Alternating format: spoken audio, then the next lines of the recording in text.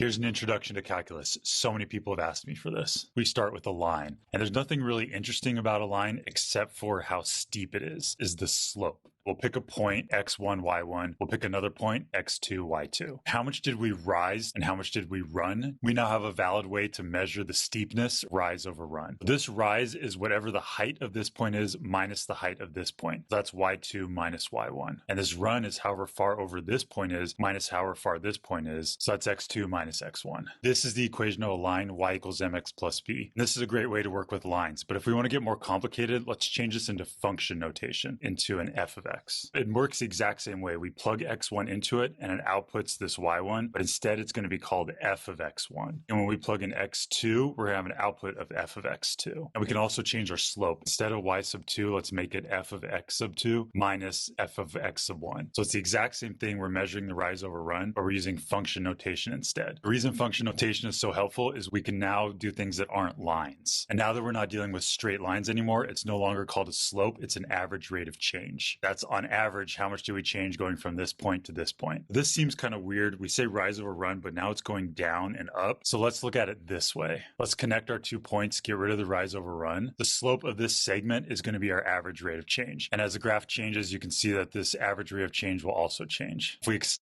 this segment out, it gives us a line, and the name of this line is the secant line. And this formula that gives us the average rate of change, it's also going to give us the slope of that secant line. On the x-axis, let's call this below the point x, which would make this an x right here, and this would be f of x. And then we can change this to x, and this can be changed to f of x. From our point x, let's move over a certain distance h. That will make this dash mark here x plus h, which would then make this x2 and x plus h, and this f of x2 and f of x plus h. And we can change them over here. This positive x and this negative x are going to cancel. So we just have an h on bottom. Let's move this down here. But let's start to move this point closer to this point. So our h is going to start getting smaller. Let's go all the way till h gets to 0. And the way we write that in our formula is we write the limit as h approaches 0. And we're going to keep shrinking the h and getting the points closer and closer together until we get to h equals 0. And now that we're here at h equals 0, that means there's only one point. This line is no longer called a secant line. It's called a tangent line. And this point is called the point of tangency. So this is no longer an average rate of change because there's no 2 points for it to be an average for. This is an instantaneous rate of change. It's how fast it's changing at that instant. Another name we have for this is the derivative. So why did we make this a limit? Why don't we just say h is 0? Because if we made h 0, that would make this division by 0, and we can't do division by 0. So this is the magic of calculus.